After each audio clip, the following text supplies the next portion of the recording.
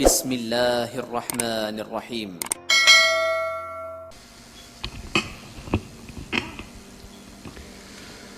Bismillahirrahmanirrahim. Assalamualaikum warahmatullahi wabarakatuh. Alhamdulillahilladzi arsala rasulahu bil huda wa dinil haqq liyudhhirahu 'ala dini kullih wa kafa billahi syahida. Asyhadu an la ilaha illallah wahdahu la syarikalah wa asyhadu anna Muhammadan abduhu wa rasuluhu la nabiyya ba'dah.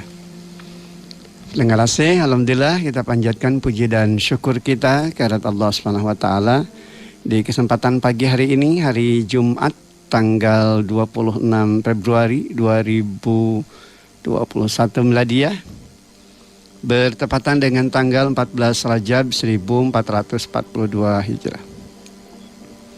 Di agenda pagi kita, Embun Pagi, mengawali hari dengan inspirasi dan ilmu.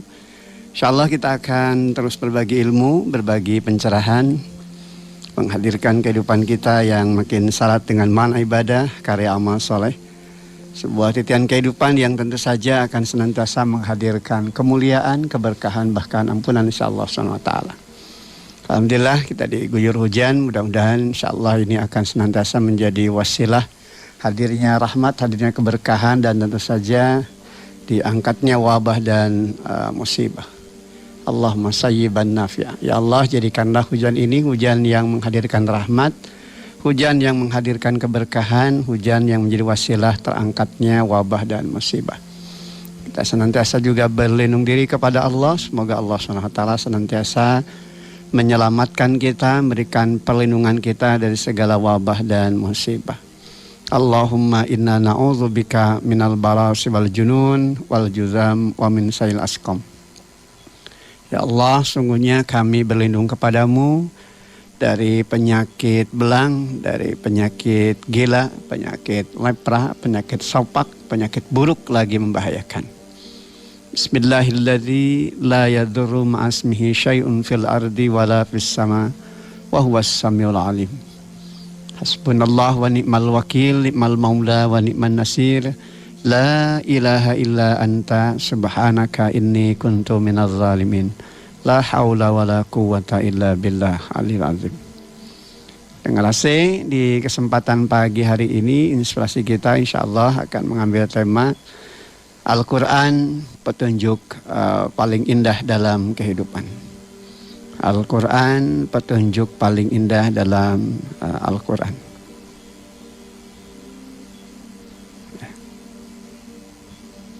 Al-Quran, petunjuk hidup terindah di dalam kehidupan. Al-Quran, petunjuk hidup terindah di dalam kehidupan.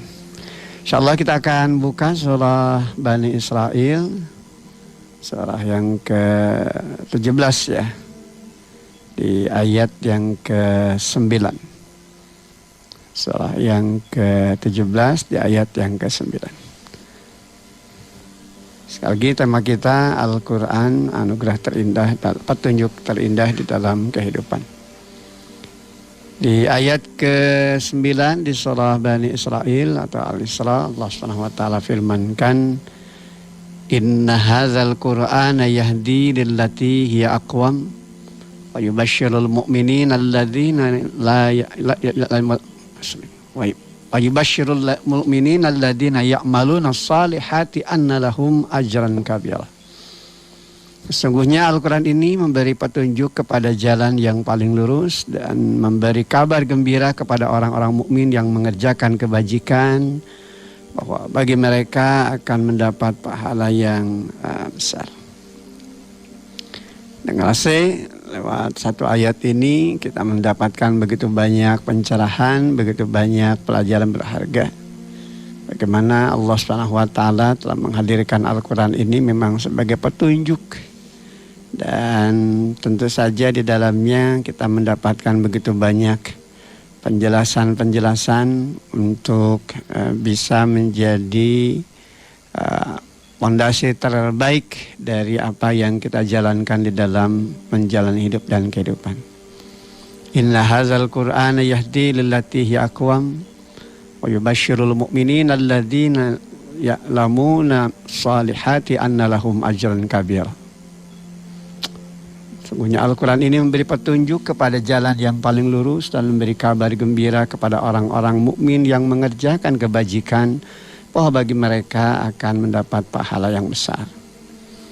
Terima kasih. Di dalam kehidupan ini tentu saja kita senantiasa mendapatkan begitu banyak pelajaran, begitu banyak hikmah, bahkan peringatan demi peringatan.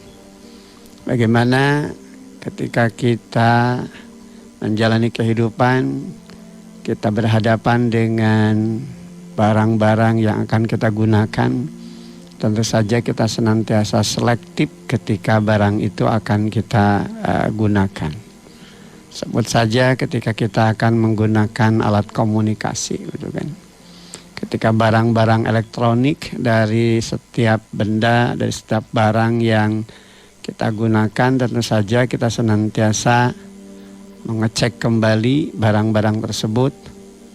Karena tentu saja kita ingin agar barang-barang yang kita gunakan itu betul-betul bisa kita optimalkan di dalam penggunaannya. Dan terlebih penting lagi tentu saja tidak salah di dalam menggunakannya. Sebab ini kan terkait dengan apa yang akan kita jalani dari apa yang menjadi jalan kebahagiaan kita.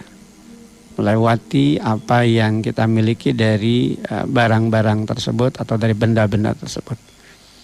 Sebut saja ketika kita memiliki barang elektronik tadi kan, yang pertama dan utama tentu saja kita senantiasa memperhatikan segel, kan, dari benda yang baru kita beli, yang tentu saja segel pembungkus ini akan memberikan jaminan kepada kita terkait dengan barang yang baru saja kita miliki.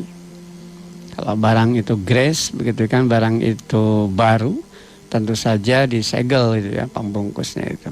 Jadi barang-barang yang akan kita gunakan itu sebelumnya memang berada dalam kondisi tersegel. Kemudian tatkala kita buka, maka segel pembungkus itu tentu saja nanti akan bisa menjadi gambaran tentang kepemilikan barang tersebut. Kemudian di dalamnya kita tentu akan mencari buku petunjuk. Yang kedua ya, jadi setelah kita memperhatikan segel pembungkus, karena segel ini kan menentukan ya barang kita, kualitas barang kita. Kalau sudah dibuka segel ya berarti kemungkinan telah digunakan itu ya akan besar kemungkinan begitu. Kemudian tatkala kita mencari buku petunjuk, tentu saja buku petunjuk di dalam barang elektronik itu akan sangat berguna, sehingga tatkala kita baca buku petunjuk tersebut, kita akan membaca terkait dengan fungsi-fungsi dari barang atau benda elektronik yang kita miliki. Agar tatkala kita fungsikan tentu saja tidak mengakibatkan kerusakan atau bahkan total tidak bisa digunakan. Jangan sampai terjadi hal seperti itu. Maka kita cari petunjuk itu. Jadi buku petunjuk di dalam segel pembungkus dari barang elektronik yang kita miliki memang memiliki kegunaan yang sangat luar biasa. Dan langkah yang ketiga tentu saja kita terus membaca ulang buku petunjuk sampai kita mengerti untuk bisa memastikan bahwa fungsi-fungsi peralatan itu sudah benar-benar kita jalankan dengan sebaik-baiknya.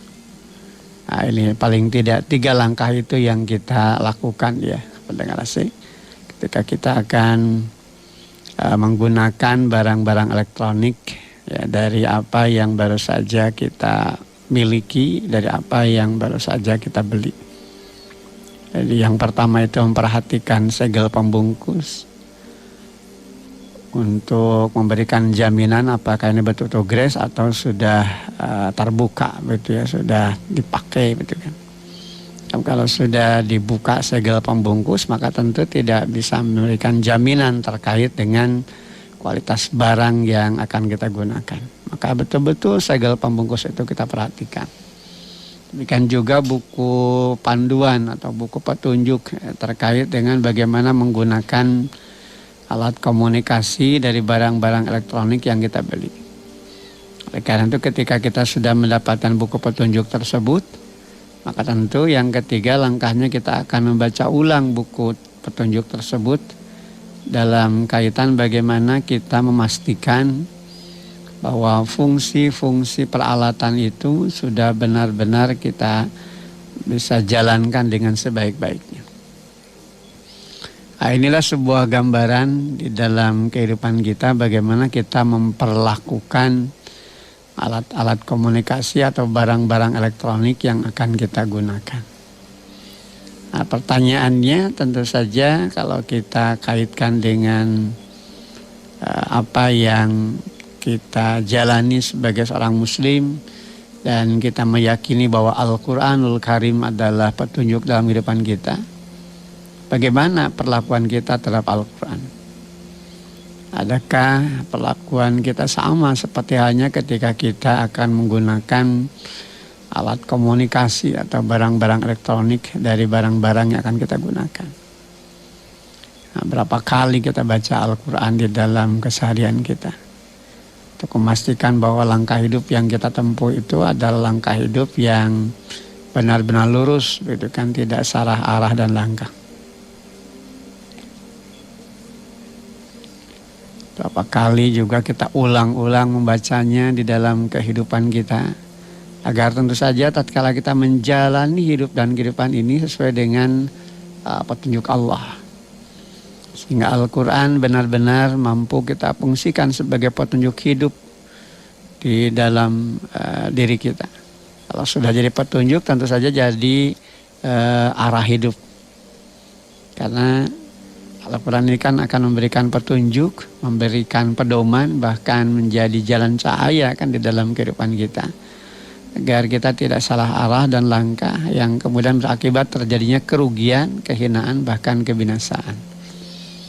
Nah, melewati pesan moral di dalam surah Al-Isra di ayat ke-9 tadi, tentunya kita mendapatkan begitu banyak pelajaran, begitu banyak hikmah, begitu banyak peringatan berharga tentang bagaimana Al-Quran hadir itu memberikan petunjuk kepada jalan yang paling lurus. Dan di dalamnya tentu Allah SWT memberikan kabar, berita gembira kepada mereka-mereka yang melandasi hidup dan kehidupannya dengan keimanan, bahwa mereka pasti akan mendapatkan apresiasi, mendapatkan pahala yang besar dari apa yang mereka jalankan tatkala mereka benar-benar menggunakan Al-Quran ini sebagai jalan petunjuk. Inna hadzal Qur'ana yahdi lillati hiya aqwam wa yubasysyirul mu'minina alladzina ya'lamuna shalihati anna lahum ajran kabira. Sesungguhnya Al-Quran ini memberi petunjuk kepada jalan yang paling lurus dan memberi kabar gembira kepada orang-orang mukmin yang mengerjakan kebajikan bahwa bagi mereka akan mendapatkan pahala yang besar.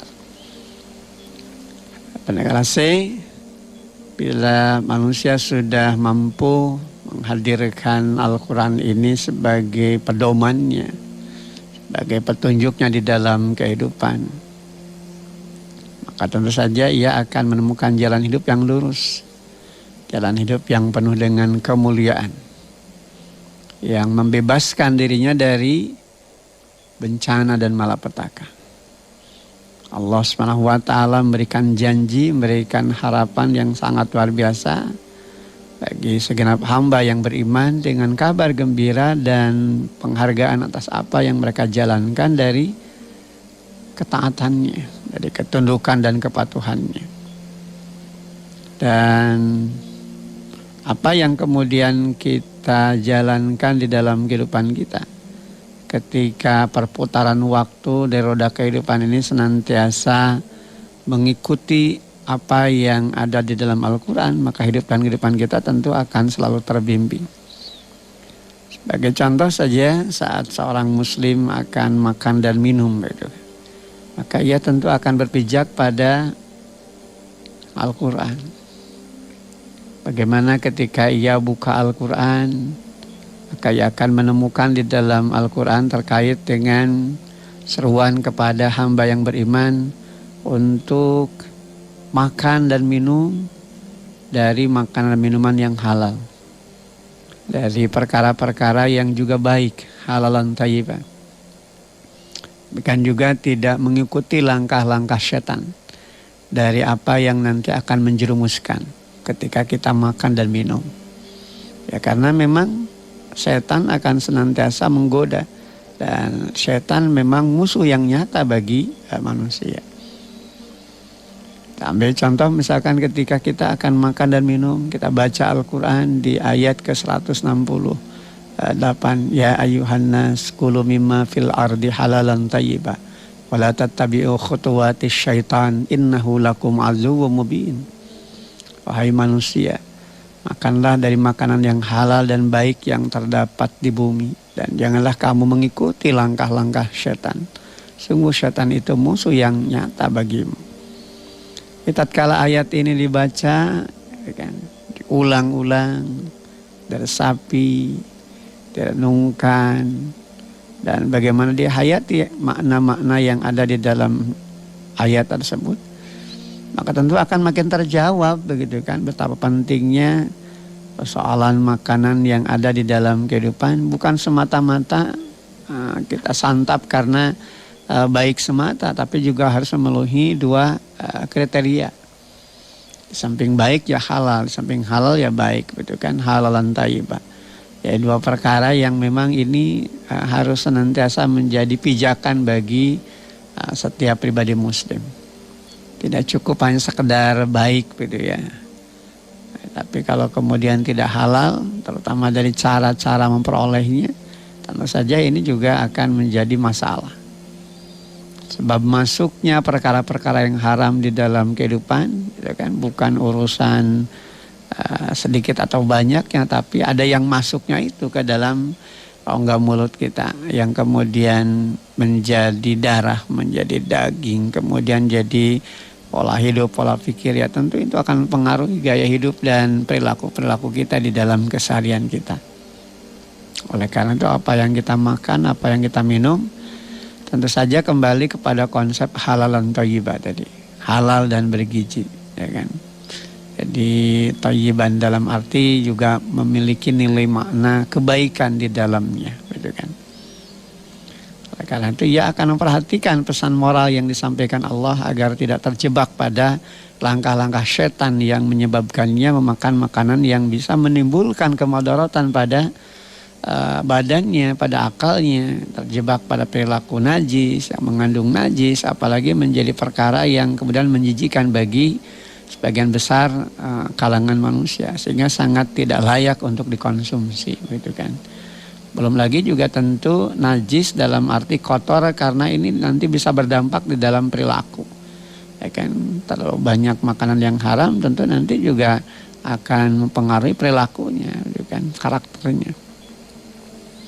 Ketika seseorang makan makanan yang menjijikkan, yang tidak selayaknya dikonsumsi, kan itu juga tentu akan menimbulkan hal yang tidak nyaman bagi orang-orang yang melihatnya. Ini juga tentu menjadi pembelajaran pendengar rasa dalam kehidupan kita, bahwa apa yang kita lakukan dalam kehidupan kita ketika apa yang menjadi rujukan di dalam mencari rezeki itu dari perkara yang tidak benar, tentu nanti akan bisa merugikan orang banyak. Kan kalau orang kemudian melakukan tindakan korupsi, manipulasi, hasil menipu, gitu kan, dia mendapatkan keuntungan, tapi tentu saja keuntungan tersebut akan merugikan orang lain. Dan ketika orang lain tahu itu dari perkara yang memudaratkan, dan dia termasuk orang yang jadi korban karena kemudaratan yang kita lakukan, tentu ini akan juga timbul masalah. Jadi betapa luar biasa begitu kan Islam ini mengajarkan kepada kita bagaimana kita harus senantiasa mawas diri, berhati-hati agar benar-benar memperhatikan begitu kan ayat-ayat Allah atas dasar ketaatan dan kembali kepada nilai hidup, bahwa menjalankan aturan Allah itu akan menyelamatkannya. Ini dari urusan makan dan minum saja dulu begitu kan, belum lagi hal-hal yang lainnya. Ya, jadi setiap perkara yang haram yang dilakukan oleh segelintir manusia, maka tentu dampak akibatnya tidak hanya dirasakan oleh mereka yang berlaku dosa dan aniaya, tapi mereka yang tidak berdosa pun akan merasakan dampak akibatnya. Timbul kecemasan, timbul ketakutan akan dampak-dampak yang makin merajalela. Ya mungkin saja bagi mereka-mereka yang melakukannya dampaknya itu mungkin hanya kaitannya dengan dosa bagi dirinya, ya kan. Tapi tentu bagi yang lain dampaknya tentu terjadinya kerusakan di muka bumi yang kemudian tentu berdampak bagi kehancuran, kebinasaan, gitu kan. Dan hal seperti ini yang sesungguhnya juga senantiasa diingatkan di dalam Al-Quran. Wattaqu fitnatal la tusibannal ladzina zalamu minkum khassah. Ya kan? Takutlah kepada Allah akan satu siksa, akan satu bencana yang tidak hanya menimpa kepada orang-orang yang zalim saja di antara kamu. Maknanya tentu siapa saja yang ada di dalamnya akan terkena dampak akibatnya. Ya, cek orang Sunda mah teu mais teu meuleuh kacepretan gitu kan akibat-akibatnya. Dari siapa? Dari mereka-mereka yang berlaku dosa dan aniaya. Dari mereka-mereka yang terus berada di dalam tindakan munkarat dan maksiat. Sebut saja contoh sederhana ya pendengar asing. Ketika musim hujan seperti ini di sebagian tempat merasakan ada yang banjir, ya longsor. Bisa jadi mereka-mereka yang terkena dampak banjir dan longsor itu dalam keseharian mereka tidak pernah membuang sampah sembarangan. Ya kan? Bisa jadi sumber sampah itu dari kita yang kemudian tatkala terjadi hujan besar, air meluap, kemudian air tidak bisa menampung, walaupun mungkin gorong-gorong itu besar dikarenakan sampah-sampahnya juga jumlahnya banyak, gitu kan. Akhirnya luapan air tersebut menjebol gorong-gorong atau jembatan sehingga ya ambruk sampai akhirnya terjadilah banjir besar dan kemudian air itu mengakibatkan terjadinya banjir bagi masyarakat yang ada sekitarnya yang kemudian jadi korban akibat ulah segelintir manusia yang tidak sadar lingkungan. Makanya sangat luar biasa di dalam Al-Quran diisyaratkan dengan asli bahwa apapun yang menjadi awal terjadinya kerusakan itu kan ditandai ketika manusia sudah bertingkah pola pada tingkah pola yang keliru. Dalam makna bahwa kerusakan itu terjadi karena perbuatan manusia sendiri, begitu kan. Jangan menyalahkan alam.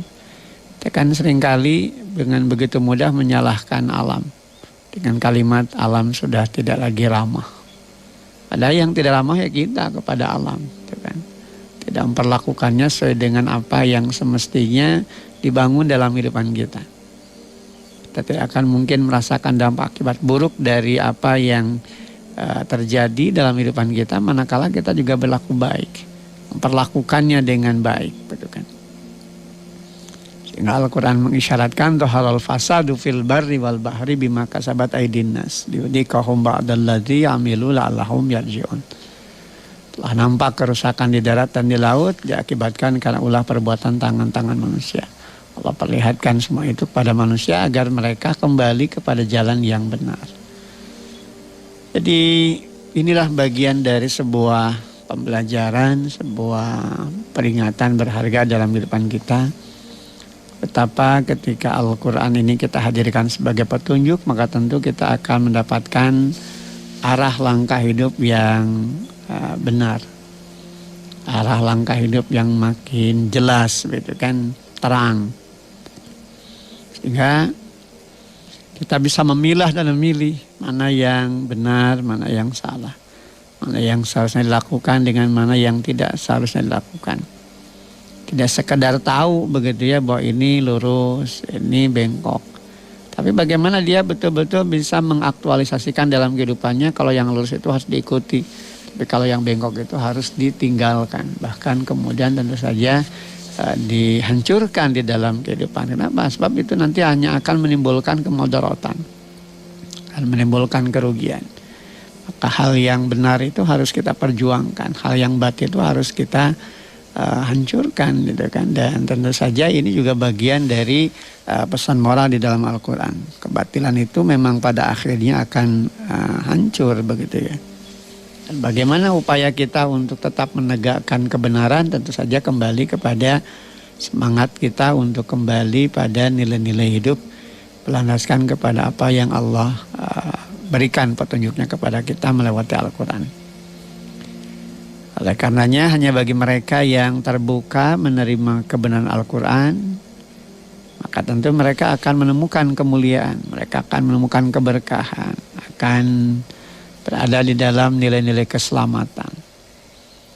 Dan kepatuhan inilah yang memang senantiasa harus selalu kita bangun di dalam kehidupan kita.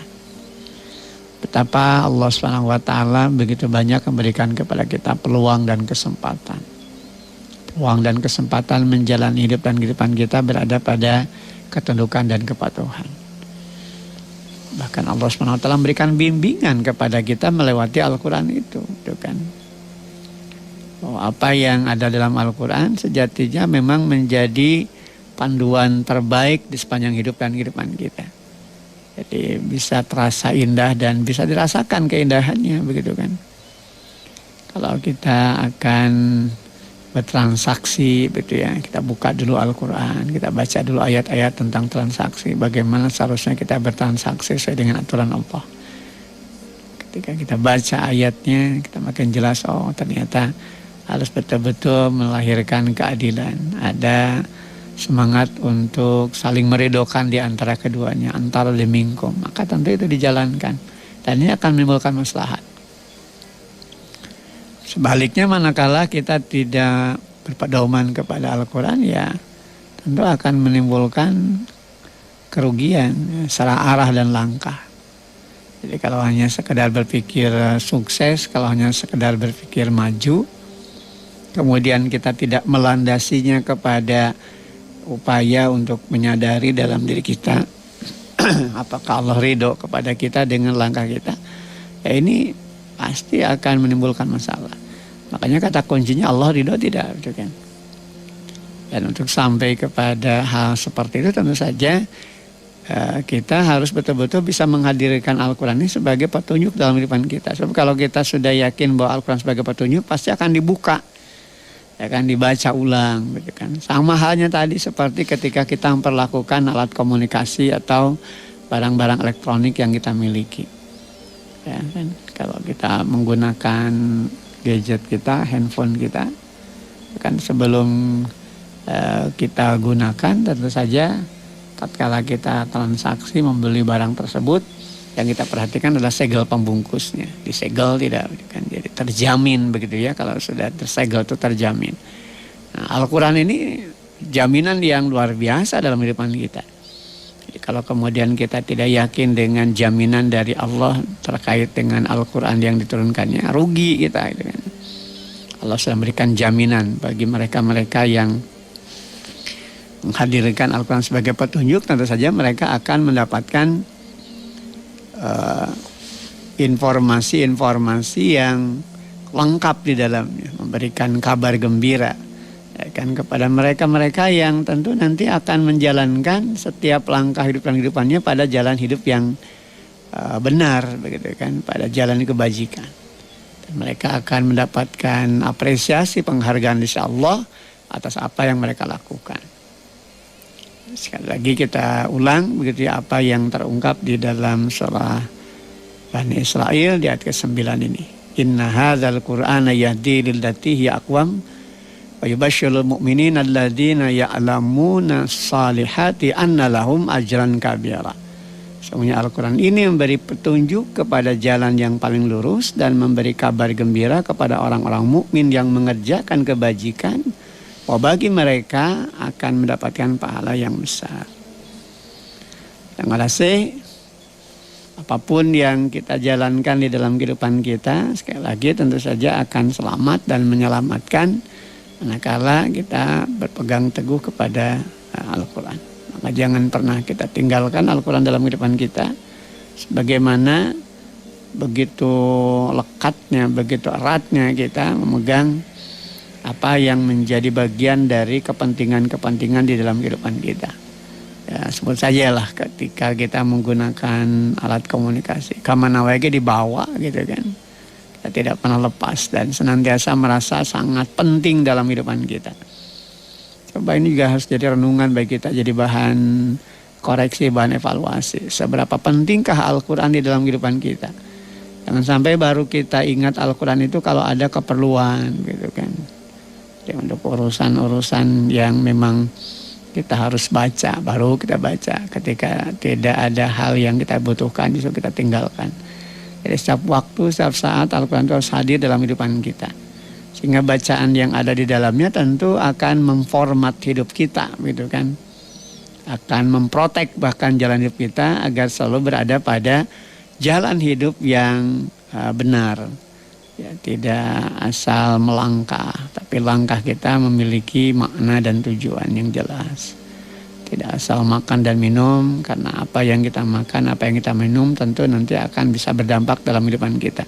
Sehingga petunjuk dalam Al-Quran itulah yang senantiasa membawa dirinya kepada jalan hidup yang terbimbing. Ya kan? Sebagaimana yang pernah saya sampaikan ya di materi yang lain. Ya, ketika kita mendapatkan rahmat Allah, tentu hidup kita akan terbimbing, terbuka menerima Islam ini sebagai pijakan dalam kehidupan. Nah, untuk bisa mendapatkan rahmat Allah ini, tentu saja salah satu di antaranya pernah saya ungkapkan juga bahwa akrabnya kita dengan Al-Quran itu akan menjadi jalan bagi kita untuk senantiasa berada di dalam kemudahan-kemudahan tersebut. Nah, mudah-mudahan satu ayat di surah Bani Israil ayat 9 ini senantiasa menguatkan langkah kita untuk selalu terpatri dalam hidup dan kehidupan kita. Betapa pentingnya menghadirkan Al-Quran ini sebagai petunjuk dalam kehidupan kita. Sebab Al-Quran memang petunjuk terindah di dalam kehidupan kita. Betapa mulianya hidup dan kehidupan kita, dan akan menemukan jalan dari apa yang kita harapkan manakala memang kita senantiasa kembali kepada pijakan dari apa yang Allah firmankan di dalam Al-Quran gitu kan. Bagaimana kita betul-betul bisa memahami, menyadari bahwa apapun yang akan kita lalui ini akan bisa benar-benar memiliki makna manakala kita senantiasa berpegang teguh kepada Al-Quran. Maka ini yang nanti akan menguatkan kita. Terutama tentu di kondisi-kondisi seperti saat sekarang ini kan, di dalam kondisi berhadapan dengan wabah dan musibah. Kita harus makin dekat dengan Al-Quran. Kan? Tadaburi apa yang ada di dalam kandungan Al-Quran. Yang makin terbuka, makin tersadarkan bahwa ternyata kondisi wabah dan musibah ini bukan semata-mata karena fenomena alam biasa, tapi juga ada bagian dari cara Allah Subhanahu wa Ta'ala untuk mendidik kita dan memberikan didikan kepada kita tentang betapa lemahnya kita kalau tidak kembali kepada aturan-aturannya. Tentang betapa tidak berdayanya kita kalau bukan Allah yang memberikan bimbingan kepada kita, yang menguatkan langkah hidup dan kehidupan kita. Sehingga kita tidak hanya sekedar terus menjaga kesehatan kita, tapi kemudian kita tidak menjaga keimanan kita. Tapi antara kesehatan kita dengan keimanan kita, ini juga harus kita perhatikan. Sehat itu penting, perlu. Tapi juga jangan salah, iman juga penting dan perlu. Jadi tatkala kita betul-betul berimbang di dalam hal seperti itu, maka insya Allah apa yang kita jalani, apa yang kita lewati akan benar-benar memberikan keberkahan sepanjang hidup dan kehidupan kita. Baik pendengar AC, kita sudah berada di puncak acara kita Embun Pagi. Mudah-mudahan sekali lagi apa yang dipapar di kesempatan pagi hari ini senantiasa menjadi ilmu, senantiasa menjadi pencerahan dalam kehidupan kita. Tidak bosan-bosan kita senantiasa terus mengingatkan bahwa hadirnya Al-Quran di dalam kehidupan ini tentu saja akan senantiasa menjadi petunjuk terindah di dalam kehidupan kita. Demikian apa yang bisa disampaikan. Aku qouli hadza wa astaghfirullah li wa lakum. Walhamdulillahirabbil alamin. Assalamualaikum warahmatullahi wabarakatuh.